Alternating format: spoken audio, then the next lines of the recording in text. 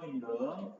자, 미의 본질에 대한, 미의 본질이 무엇이냐? 여기에 대한 최초의 연구는 고대 그리스 피타고라스 학파에 의해 이루어졌대요. 자, 이들은 미가, 아름다움이라는 것이 물질적인 대상의 형식적인 구조 속에 표현되는 객관적인 법칙으로 봤습니다. 뭔가 이것을 객관적으로 이것을 미라는 것을 지금 설명할 수 있다고 하는데요. 자, 피타고라스는 수를 이 세상의 근원으로 봤기 때문에 아름다움은 그 대상을 구성한 여러 요소들 간의 수적인 숫자로 표현할 수 있는 비례에 의한 것이라는 균제 이론을 냅니다. 균제, 모르다 이런 얘기죠. 자, 피타고라스의 철학은 그 후에 누구한테? 플라톤, 아리스토텔레스 등 서양 철학사를 주한 이들에게 수용되어 이 균제 이론은 서양 미학의 하나의 전통이 되었습니다. 자, 여기까지 끊는다면 결국 피타고라스로부터 시작된 여기서 서양의 그 미의식, 미의 본질이 하나의 전통으로 계속 계승된 걸 얘기합니다. 자, 그런데 이것이 누구에 와가지고요? 플로티노스에 와서 여기에 대해서 이 플라톤과 어떤 공통점도 있고 차이점이 같이 있어요. 그래서 이거 같이 견줘놓으면서 설명해야 됩니다. 이 플로티노스는 몇 가지 이유를 들어 미의 본질은 균제로 대표되는 수적 비례에 의한 것이 아니라고 주장을 합니다. 균제 이론은 부분과 부분, 그 다음에 또는 부분과 전체의 관계 속에서 아름다움을 찾는 것이다. 이렇게 지금 보고 있는데, 이거 누구의 거야? 플로티노스 게 아니라 그 위에 있는 누구의 것들? 그다음 피타고라스나 아니면 그 위에 있는 것들이 되는 거죠. 전통적인 미의 본질을 지금 탐구하는 이론입니다. 자, 밑에 그럼 플로티노스는 어떤 거냐? 그럼 플로티노스는 균제를 이루고 있는 대상이라 하더라도 아름답지 않은 경우가 있을 수 있고요. 그 다음에 균제를 이루지 않아도 단순한 색이나 소리도 아름다울 수 있다는 주장을 했습니다. 어떤 나름대로 수의 어떤 비례나 이런 것이 아니어도 균제의 미가 없어도 나름대로 아름다움을 가질 수 있다고 보는 거야. 또한 그는 품위 있는 행동이나 훌륭한 법률과 같은 것들도 아름다울 수 있다고 보네요. 자, 이거 같은 경우는 우리가 비물질적인 것들이죠. 우리 눈에 보여지는 것들이 아니란 말이에요. 자, 이런 특질에 어떻게 균제를 적용할 수 있는지 여기에 대해서 이 플로티노스는 그 위에 있는 나머지 철학자들한테 반문을 합니다. 자, 밑에 가면 미의 본질에 대한 전통적인 견해를 부정한 이 플로티노스는 균제를 대체할 수 있는 미의 본질을 어디에서 찾았다? 자, 이것을 정신에서 찾았네요. 자, 정신. 자, 플라톤은 이 세계를 우리는 뭐라고 했고요? 이데아와 그 다음에 현상계로 나누었고요.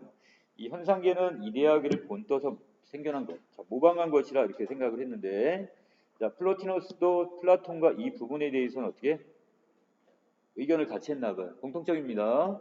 세상을 이데아계인 예지계와 그 다음에 감각계인 현상계로 구분을 합니다. 자, 그러나 여기까지는 공통적이지만 그러나 두 세계가 근본적으로 단절되어 있다고 본 플라톤과 달리 플로티노스는 유출과 또 하나의 의미 여기서 테오리아 이 개념을 통해서 이 둘이 연결되어 있다고 주장을 합니다. 이건 차이점이 되겠죠.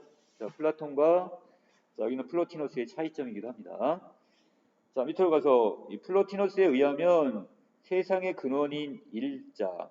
자, 여기는 어떤 하나 일자네요. 사람 자자입니다. 어떤 하나. 근원이 된 어떤 하나가 이걸 가장 완전하고 충만한 원천으로 마치 광원과도 같대요. 광원이니까 햇빛의 근원. 자, 같아서 만물은 일자의 빛이 흘러 넘치고 즉 유출에 의해 순차적으로 생성이 됩니다. 자, 그리고 일자로부터 가장 먼저 나온 것이 보다 절대적이며 초개별적인 바로 뭐가 되고요? 자, 이것이 정신이 되는 거고요. 자, 또 정신으로부터 우주 영혼과 개별 영혼들이 또 다시 만들어지는 영혼으로 또 산출이 돼요, 지금. 자, 이 과정 일자, 정신, 영혼. 자, 이렇게 계속해서 이게 산출이 됐고요. 그 다음에 이 세 가지 존재자들이 비물질적인 예지계를 구성한다고 봅니다. 자, 이것은 그 위에 있는 어떤 예지계에 해당이 된다고 보시면 되겠고요. 자, 이 예지계는 결국 누구로 따진다면, 플라톤으로 따지면 뭐에 해당되는 거야? 이데아에 해당이 되는 거네요. 자, 이를 뒤이어 자, 이 감각적 존재자들의 현상계가 출현하는데 먼저 영혼으로부터 실제하는 감각 대상들의 세계인 바로 자연이 유출이 되고요. 자연. 자, 그리고 다시 자연으로부터 가장 낮은 단계의 존재자들이 바로 아무런 형상이 없는 진료들이 유출이 됩니다. 자, 그럼 이 단계까지 다시 오게 되는 거죠. 자, 이 부분들은 일자에서 정신, 영혼, 자연, 진료들의 유출은 존재의 완전성 정도에 따라 순차적으로 이루어지는 것으로 이것은 자기 동일성의 타자적 발현이다 이런 말을 씁니다. 자, 따라서 유출로 연결된 존재 간에는 어떤 동일성이 유지되어 있으며 위계적 질서가 있어요. 어떤 자기 나름대로의 위치, 그 다음에 단계라는 것이 있다는 얘기죠. 자, 이처럼 예지계와 현상계는 분리되어 있는 것처럼 보이나 질적으로는 서로 연결되어 있다는 것이 바로 이 플로티노스의 주장이 됩니다. 자, 다시 올라가면 여기 있는 일자, 정신, 영혼까지가 어디가 되는 거고요. 예지계인 이 부분이 되는 거고, 그 다음 자연과 진료 부분은 뭐가 되는 거예요? 이게 현상계가 되는 거죠. 자, 그리고 A부터 E까지는 각각 위계적 질서를 갖는다. 자, 이런 생각에 의거하여 미는 아름다움이라는 것은 마치 빛이 그 광원에서 멀어질수록 밝기가 약해지듯 일자에서 그 다음 마지막 단계인 진료까지 내려갈수록 하위 단계 이 진료까지 내려갈수록 점점 추에 가까워진다. 자, 추가 뭐예요?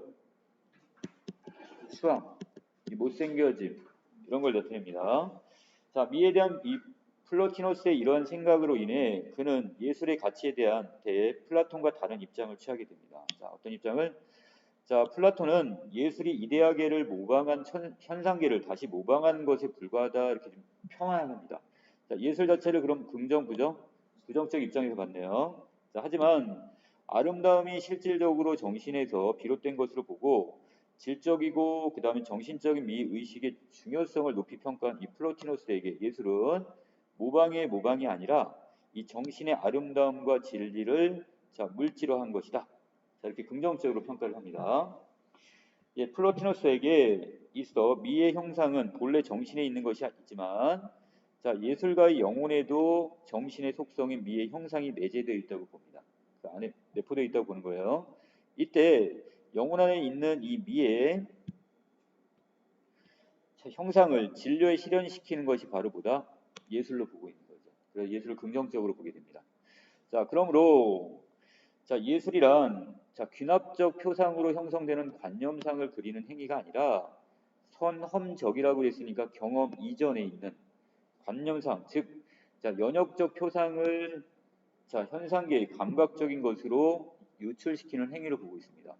연역적인 표상이라는 것은 뭔가 큰 대전제가 있고요. 일반론적인 것이 있고 그것을 구체화시키는 결론에 도달하는 것. 이게 연역적 표상이 되겠죠. 자, 예술가는 이렇게 진료의 미의 형상을 부여함으로써 자연이 부족하게 가지고 있는 것을 보완을 합니다. 자, 그런 의미에서 플로티노스는 플라톤처럼 예술을 예지계와 현상계 다음에 위치시키지 않습니다. 자, 그에게 있어 예술은 예지계와 천상계 어디쯤에 있다고요? 바로 중간으로 봤네요. 자, 밑에 플로티노스는 예술을 우리 영혼이 현상계에서 일자로 올라가기 위해 딛고 서야 할 디딤돌의 의미로 비유적으로 표현했네요. 자, 영혼은 근원인 일자의 속성을 지니고 있지만 동일한 근원이 다른 모습으로 나타냈기에 근원에서 벗어난 것이기도 합니다. 자, 그래서 우리 인간은 자신의 영혼이 일자와 동일한 것을 공유한다는 것을 잊고 물질 세계의 감각적인 것에 너무 빠져버렸어요. 매몰돼 버립니다. 자, 우리의 영혼이 일자와 합일해야 한다고 본 이 플로티노스는 영혼이 내면을 관조함으로써 관조 다른 말로 관찰적 입장이 되겠죠. 자, 관찰함으로써 자신의 근원인 일자를 상기할 수 다시 그것을 어떻게 불러일으키는 거죠. 기억해내는 거예요. 자, 그렇게 있으며 일자로 돌아갈 수 있다고 봅니다. 자, 결국 우리의 영혼이 결국 무엇을 통해서 예술이나 이걸 통해서 자신의 옛날 창의 단계로 우리가 끌어올라갈 수 있다고 지금 보고 있네요. 자, 이렇게 일자로부터 유출로 생성된 각 단계의 존재들이 거꾸로 예지계의 일자에게로 회귀하는 상승 운동을 우리는 뭐로 봤다? 이걸 테오리아 이런 형태로 봤습니다. 자, 그러면 이렇게 두 개를 정리하면 되겠네요. 자, 여기 이 플로티노스의 입장, 유출이라는 것은 위에 일자의 단계에서부터 아래 단계로 이렇게 산출이 되는 단계, 이렇게 보면 될 것 같고, 테오리아는 반대로 보면 되겠죠. 자, 아래 단계에 있는 하위 단계가 점점 상위 단계로 이렇게 올라가는 단계. 자, 그래서 그 밑으로 가시면 테오리아를 위해서는 자신의 영혼에 정신의 미가 존재하고 있다는 사실부터 깨달아야 합니다. 자, 이때 이것을 깨닫게 해주는 것이 바로 뭐다? 감각적인 미다, 이렇게 보고 있네요. 뭔가 우리가 감각적으로 느낄 수 있는 뭐가 돼야 되는데, 이 플로티너스가 예술을 중시하는 것은 예술이 바로 미적 경험을 어떻게 하기 때문에, 자, 감각적 경험, 바로 미적 경험을 환기하여 테오리아를 일으키는 강력한 추동력. 자, 바로 그것을 어떻게 추동력이니까 이것을 어떻게 뒤에서 뒷받침해주거나 밀어주는 거예요. 자, 이렇게 되기 때문에 바로 미를 강조를 하게 되겠네요. 자, 이처럼 예술가의 내면, 나아가 그 원형인 정신세계의 아름다움을 담은 예술의 가치를 높이 평가한 이 플로티노스의 미 이론은, 자, 인간의 영혼과 초월적인 존재의 신성함을 표현하였던 중세의, 자, 어디까지 영향을 줬어요? 비잔틴 예술을 탄생시켰고요. 또한 가시적인 외부 세계의 재현을 부정하고, 그러니까 눈으로 보여지는 이런 세계가 아니라 현실 세계에서 벗어난 예술을 이해할 수 있는 단초를 제공했다는 점에서 이 미 이론이, 자, 낭만주의와 그 다음에 현대, 자, 추상주의 회화의 근본을 마련하는 평가를 받게 되는 겁니다.